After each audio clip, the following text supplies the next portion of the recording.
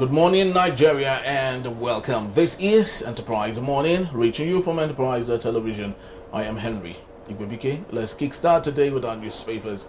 Possibly we'll move straight through our conversation also for today. Do well to be part of what we do have a saying, what we say. You can always find us, visit us at enterprisetvnews.com. You may equally like, comment, and follow us on all our social media platforms at Enterprise TV7. We're very so honored to have with us right here in our studios, Emeka Madunagu, journalist, public affairs analyst, to see through all that we have from our newspapers and possibly conversation for today. Good morning, Emeka. Yeah, hello, good morning. Thank My you so pleasure very to much be here. for your time. Now let's start with the first daily on our desk. Daily Trust newspaper, it is. Big story. Northern leaders unite against challenges. And right below that story, we have a Rise television presenter killed in Abuja robbery. And also Jonathan's tenure, a disaster. And that's coming from the presidency. And the architect to that statement possibly is a bio on Onuga. And right after that story, we have court holds action as Dangote Pengasin meeting the drugs. Emeka, on a sad one, a Rise television presenter, a colleague of ours, journalist, killed in Abuja, a robbery.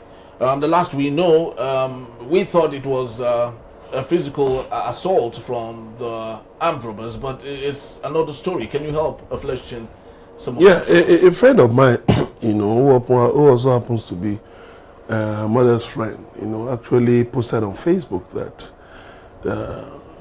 during the robbery, the residents called the police, but the police didn't show up. So the lady, out of panic, before they could get to her apartment, she jumped off the building and I think she got injured. So when the police arrived, she begged them to take her to the hospital. They said they didn't have fuel in their car, in their patrol van rather. And then she called her mother's friend who came, but by the time she got there, she had passed on. So it's sad that we don't prioritize the health of Nigerians. Emergencies. We don't have emergency response, ambulances and things like that can easily be deployed. I remember last year when there was a bomb blast, January last year, when there was a bomb blast in Ibadan. Interestingly, there were ambulances parked in the government house. But they were not deployed. So people who had dead and injured persons had to be carried in open pickup vans. So it tells us that with all we are not an orderly society, and it's very sad. If we were more orderly, things like this should not happen. Why would the police say they don't have petrol in their vehicle? First responders. Did they even respond on time? So these are the things to talk about. When they say they did roads, kilometers of roads, they did bridges. Security is important. Health is important. Emergencies is important. How you respond to emergencies is important. But in this case, sorry, the police didn't do well. Actually did not do well, because one would have expected, like it's practiced in other climes, when we have issues like this, once the police force comes to the occasion, the next thing is for them to activate the next step, of course, calling in emergency and first aid to get that happen. But in Nigeria, you can see how bad the situation is. They can't even afford fuel, PMS, for their own vehicles. And that is how bad it is. But Emeka, let's get to another story here. Jonathan's tenure, a disaster. It's coming from the presidency. And one would wonder, since 2015 that Goodluck Ebele Jonathan left the scene and APC took over power, they are still sober. Well, the sad thing is, when people go out of their way, in their desperation to... That statement was actually issued by Bayo Onanuga. Okay. In his desperation to please his boss, he now ended up making a mockery of the presidency and of himself. In saying Jonathan's tenure was... I would prefer Jonathan's disaster 100 times to 1/10 of Tinubu. Because Jonathan knew what he was doing. You can see now, in all their comparisons, in all the magic they've been playing with figures, they have never dared to compare the administration with that of Jonathan. They only stop at Buhari, whom they were encouraging. They said, Tinubu said that Buhari was doing well. Now they come out shamelessly to compare their, their lackluster administration to that of Buhari. Can you say it was a disaster? During Jonathan's tenure, I could buy rice and send to my parents. It was 8,000 naira. During Jonathan's tenure, government was paying salaries now. Young people working in banks, working in different establishments, could travel abroad on holiday. During Jonathan's time, people built houses during Jonathan's time. They bought land. A lot of things were going on in the country. There are a lot of Nigerians that left abroad that came back to Nigeria during Jonathan's time. But is it this disaster of an administration we have trying to compare itself? You see, sometimes you just wonder at, when common sense flees, through the window. You just pity the victims of such degeneration. It's sad. Truly sad, because one would have, thought that President Bola Tinubu would do better than his predecessors. But of course, it is glaring that he has even not scratched the surface. Rather, he had made things worse for Nigerians. He met a debt of 70 trillion naira, and now it's climbing to upward of 200 trillion. Yes, over 140. Yes. Jonathan stabilized petrol at 97 naira per liter. He stabilized the exchange rate at about 166 or thereabout. And you name it, the GDP of Nigeria rose. Inflows and all of that, they rose. A lot of things. Inflation was below 2 digits under Jonathan. Look at today. They can't even manage inflation. Ghana just announced that it moved inflation from over 23% to 11%. Just a little over 11%. That is a country that is serious. When I say it was a disaster, then theirs is just a total cataclysm. If Jonathan was a disaster, then Tinubu's administration was a total cataclysm. Because there's no redeeming feature in this administration. Nothing. They are just borrowing and borrowing. They are running 3 budgets. 3 budgets at the same time, 2023, 2024, 2025. Their lies keep circulating up and down, up and down, up and down. They've even recruited some people in the media. But each time they bring out their lies, we bust their lies. We fact check and bust their lies. So it means that Tinubu wasn't even prepared from the get-go. He was prepared to grab, snatch, and run away with power. He wasn't prepared for leadership. I thought, look at how he ran Lagos now. When he was governor, what major thing did Tinubu do as governor? I was a reporter in this. I've challenged people to tell me the roads that he did. Apart from Kudat Abiola, apart from Oregon Road that he renamed Kudat Abiola with, that he expanded to Idua Carriage, what did he do? Specifics. I've asked them, come and tell us now. The newspapers are there. We can go to the National Library and bring out newspapers from 1999 to 2007. Show us what he did. Come on, let's go. I'm ready to spend 2 whole days. Let's sit down and keep checking the newspapers. But there's nothing.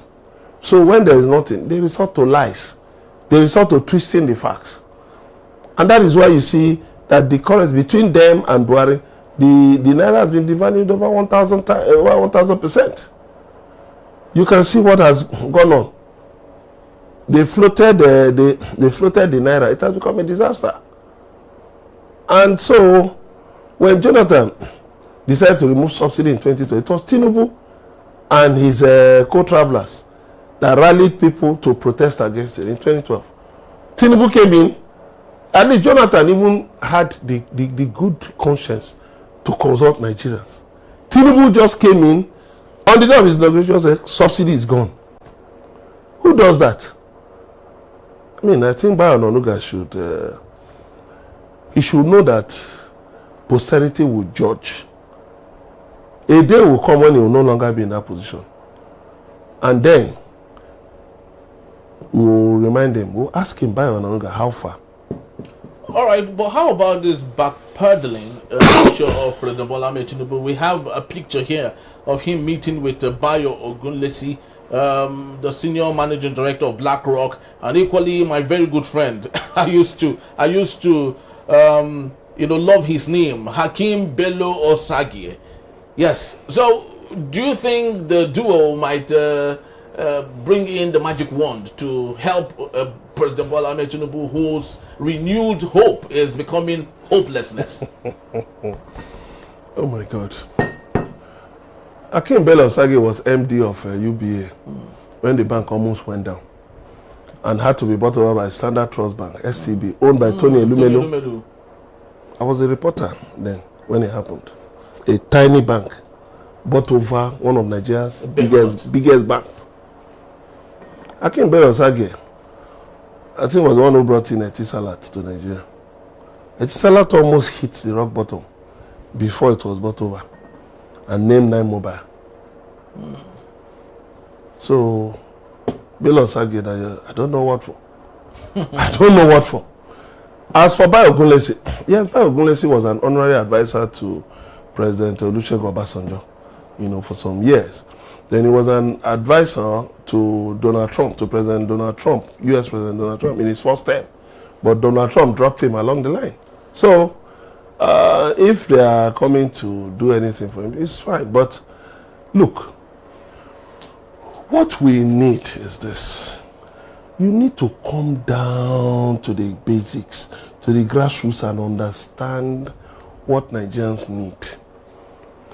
You see, they've been talking about portfolio investments. That doesn't build an economy. It's just an investment vehicle. You have treasury bills, you have money market instruments, you have all of those things. Yes, it's just like you have a Susu, this thrift. You have cooperative, you have different things that people invest in. But if you are now benchmarking your administration's activities, economic activities, against the size of the portfolio investment, then there's a problem.